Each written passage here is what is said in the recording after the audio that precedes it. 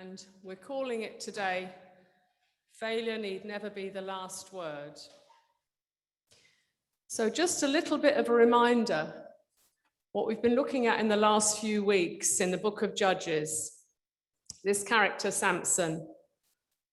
How could someone like him be one of the judges of Israel? How could that be possible? The stories we've been reading about him, my goodness, you don't really need to watch EastEnders, do you? Let's just start at the beginning. Just quickly remind ourselves. In chapter 13 of Judges,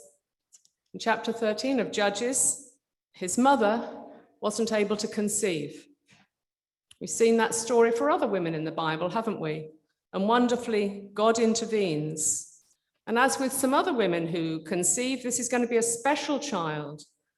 This child is going to be set apart to God from birth. And he's going to begin the deliverance of Israel from the hands of the Philistines. That's what we read in chapter 13. And later on in chapter 13, we actually read the Spirit of the Lord began to stir within him. I don't know what happened between 13 and 14, because in 14, well, what happened? He showed he had a bit of a roving eye. Can you just wait? He had a bit of a roving eye, this Samson, and he disrespected his parents. Just leave slide one up. Thank you.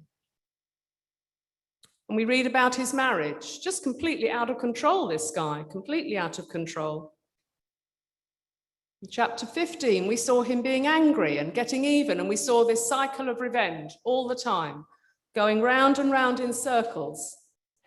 But we looked at the way of Jesus. And the way of Jesus is not for revenge, but it's also not to just lie down quietly and die.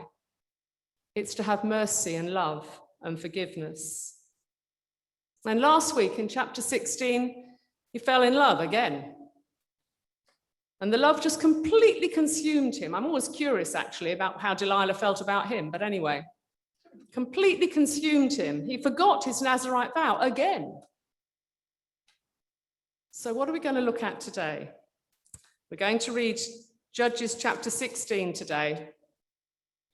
Can we have the reading up now? Thank you.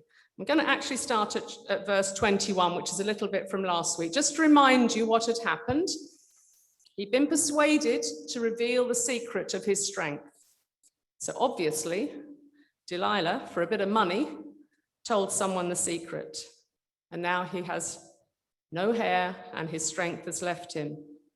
So I'm starting to read in chapter 16, verse 21. The Philistines seized him, gouged out his eyes, and took him down to Gaza. Binding him with bronze shackles, they set him to grinding in the prison. But the hair on his head began to grow again after it had been shaved. Now the rulers of the Philistines assembled to offer a great sacrifice to Dagon their god and to celebrate, saying, "Our God has delivered Samson, our enemy, into our hands." When the people saw him, they praised their God, saying, "Our God has delivered our enemy into our hands, the one who laid waste our land and multiplied our slain." While they were in high spirits, they shouted, "Bring out Samson to entertain us." So they called Samson out of the prison, and he performed for them. When they stood him among the pillars, Samson said to the servant who held his hand, "Put me where I can feel the pillars that support the temple, so that I may lean against them." I don't know why this strong man needed to lean against anything, but there you are. Now the temple was crowded with men and women. All the rulers of the Philistines were there. And on the roof were about 3,000 men and women watching Samson perform. Then Samson prayed to the Lord, "Sovereign Lord, remember me. Please, God, strengthen me just once more, and let me with one blow get revenge on the Philistines for my 2 eyes." Then Samson reached towards the 2 central pillars on which the temple stood. Bracing himself against them, his right hand on the one and his left hand on the other, Samson said, "Let me die with the Philistines." Then he pushed with all his might, and down came the temple on the rulers and all the people in it. Thus he killed many more people when he died than while he lived. And his brothers and his father's whole family went down to get him. They brought him back and buried him between Zorah and Eshtaol in the tomb of Manoah his father. He had led Israel for 20 years. Well, what a story. No wonder the filmmakers and producers have had a lot of pleasure with making films about Samson. Always in the wrong places, always hanging out with the wrong people, underestimating his own sinfulness. Despite God's clear instructions to the contrary, he kept going back to the land of the Philistines, where he kept falling into compromises. And eventually, God allowed the gift that God had given him, his strength, to be taken away. There's a very sad verse in chapter 16, verse 20, after his hair had been shaved off while he was asleep. He did not know that the Lord had left him. How did he not know that God had left him? He was a person chosen by God. Was he not in close communion with God day by day? How did that happen? Had he just arrogantly taken all the credit for his strength? Had he never spoken to God? It doesn't seem to me that he'd been leaning on God. What do we do with the gifts that God gives us? Do we ask God how we can best use them? Maybe we don't think we have great gifts. It doesn't matter.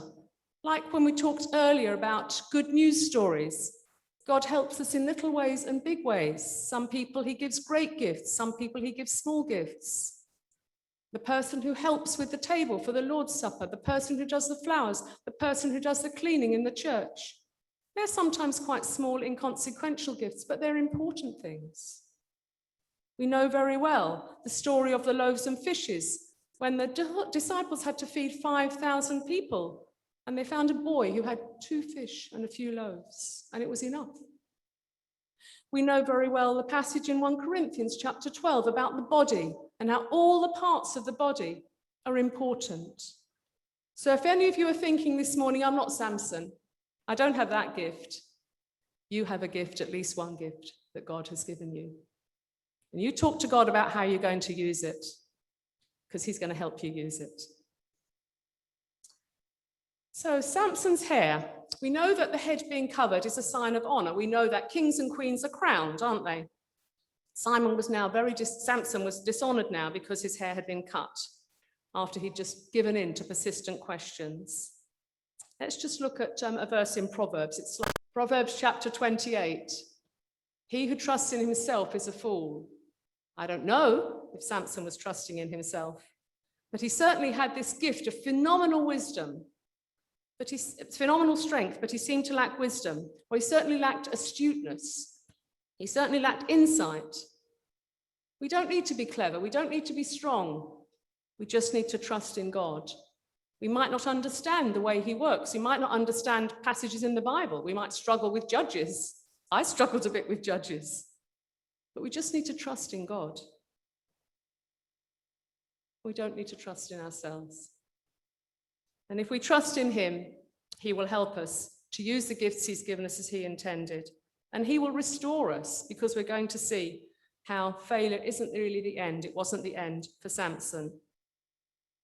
The story of Samson actually gives us hope. Can we see a verse now in Psalms? And I'm going to encourage you to look for some other verses about hope in the Bible. I like the ones in Psalm 42. Psalm 42 says it several times. Put your hope in God, for I will yet praise him. It says it in verse 5. And then again in verse 11, put your hope in God. And then in Psalm 43, verse 5, put your hope in God. Psalm 25. This is a challenge for you for the week. How many times can you find God telling us to put our hope in him? Vicky will be particularly good at it, we know. Psalm 25, also verse 5. My hope is in you all day long. So this story, which seems really quite dark and strange, gives us hope. We're going to see some hope in it. Remember, going back to Judges chapter 14, Samson had been led astray by his eyes. You remember? He went down to Timnah and he saw a young woman, and he came back to his father and mother and he said, I've seen a Philistine woman. I like the look of her. Well, God was listening to Samson, wasn't he? What happened to Samson a little bit later, or maybe a lot later, we don't know the time scale. The Philistines seized him and gouged out his eyes. The eyes that had led him astray were now taken from him. It was a really very humiliating torture that the Philistines put upon their prisoners. And now he can't see. Now he's perhaps got to depend on God, not on himself anymore. Especially as we hear, he's going to be depending on a servant. It may have even been a child that led him into the center of the temple. God doesn't look at us externally, does he? What does God look at? Let's look at this verse in 1 Samuel. When Samuel was looking for who to anoint as the next king of Israel. 1 Samuel 16, verse 7. Man looks on the outward appearance, but God looks on the heart. So it doesn't matter what we look at. And actually, it doesn't matter if we're blind. It doesn't matter if we have a disability. Because God doesn't look at our physical body, he looks at our heart. Last week, he was utterly humiliated. His hair was cut, he was captured by the Philistines, taken away and sent to the prison. And he was given the job of grinding the grain, which in that society was a woman's job and was seen as a very humiliating job for a man. And he can't see. But it's not going to be the end. Failure is not going to be the last word for Samson. We also read in verse 22 that the hair on his head began to grow. Do you know something? These Philistines weren't that sharp, were they? I mean, for goodness sake, they paid a lot of money to find out the secret of his strength. Me, I'd be sending a barber in there every day. I don't quite know why they didn't, but they didn't. But we also know that the Bible tells us that wicked men are not always wise. So there's a thing to think about. I wonder how Samson felt when he realized his hair was growing back. Clearly, I don't suppose there were any mirrors in prison and he couldn't see anyway, but he was touching his head. He thought, yes, my hair's growing back. Did he start to feel hope? Did he start to feel, yes, my strength's coming back? Maybe there's some hope for me. Maybe God hasn't forgotten me in this dreadful humiliation down in this prison cell, grinding grain, I presume. Let's hope that he was thinking of God. His gift was coming back to him. And God gives us a gift. Sometimes we don't use it, but it's still there. He's waiting for us to work on it. He's waiting for us to find it, to talk to him about how we can use it. His gift was coming back. But he needed to ask God for help.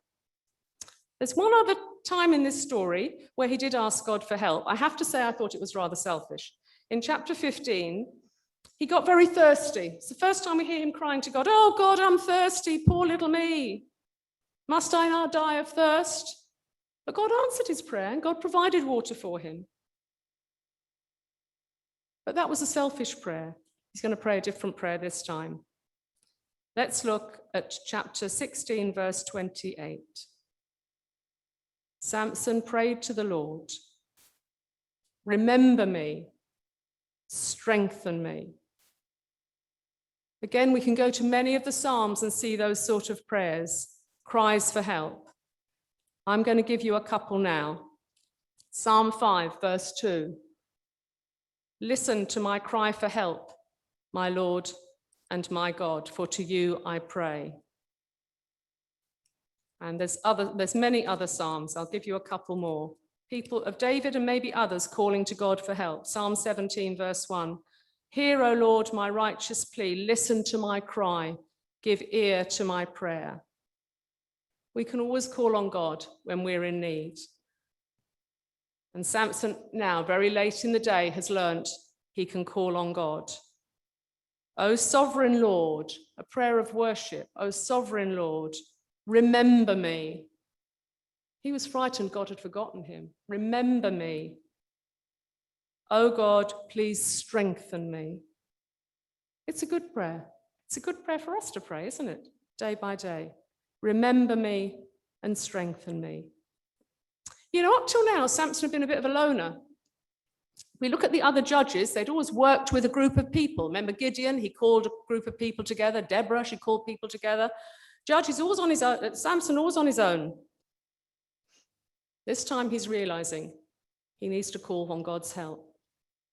You know, that's the joy of us being in a church, that we're not on our own, we're together.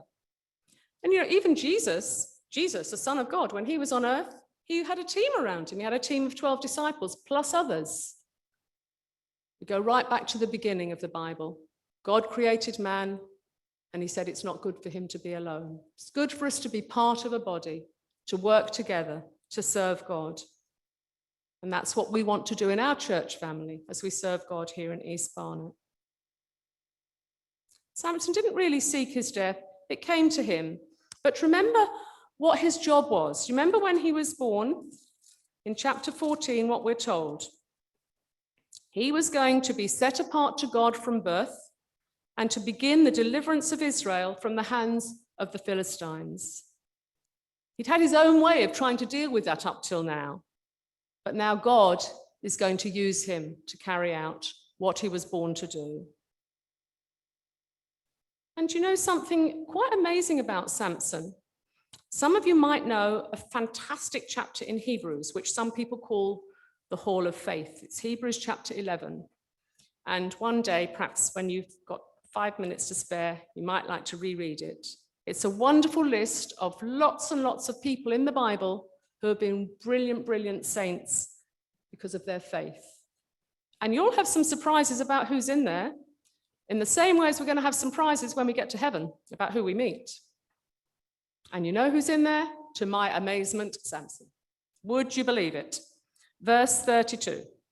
And what more shall I say? I do not have time to tell you about Gideon, Barak, Samson, and so on.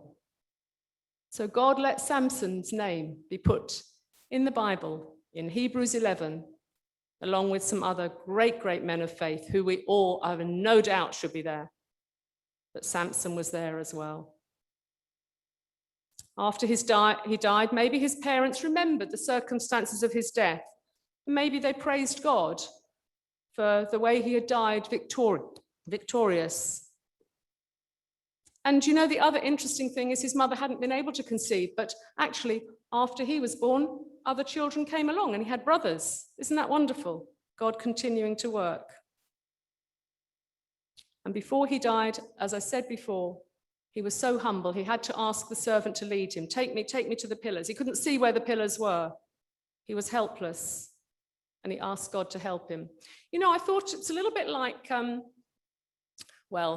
Isaac and Yukta know about electrical things better than me, but it's like an electrical device. It's no good you having your laptop sitting here. Well, it is because of wireless, but okay, I'm the wrong generation. You've got to plug it into the power. You've got to plug it into the power. We can have our gifts, we can want to serve God, but unless we're plugged into God, we can't work. There must be a wireless equivalent of that. I'll think of it later. Samson needed to be plugged into God to carry out his mission for God at the end. And we know that God had actually never deserted him. There's quite a few times when we read during these 3 chapters that the Spirit of the Lord came upon him. Came upon him, as I said earlier, in chapter 13, and then in chapter 14, verse 6, the Spirit of the Lord came upon him. And the Spirit of the Lord always came upon him in power, in power. And some of you have heard me talk before of Lyndon Bowery, a Welsh pastor who I heard preach when I was young. And he used to say, you English people can't even say power. It's power. It's power. The Spirit of God came upon Samson in power. And we can come into that same power when the Spirit of God comes upon us. We can have access to that same power. We can have access to that same hope. You know, somebody said the church is a hospital for sinful failures. We don't have to be afraid of coming to God if we failed. Humanly speaking, Samson seemed to have failed so many times and in so many ways. But God still used him right at the end. We've got the same power that we can plug into, and we've got the same hope. I've shown you just a few verses today. And some of you might remember the first Sunday of the year, I talked about hope. And we looked at a lot of verses about hope then, which was a way to start the year. And then perhaps I was reminded of our verse for the year, to remind us to stir into flame the gift of God within us, because we have that gift there, and God's power is there for us, and we have hope. That's the end story of Samson for me. Maybe it's a bit more cheerful at the end. God bless.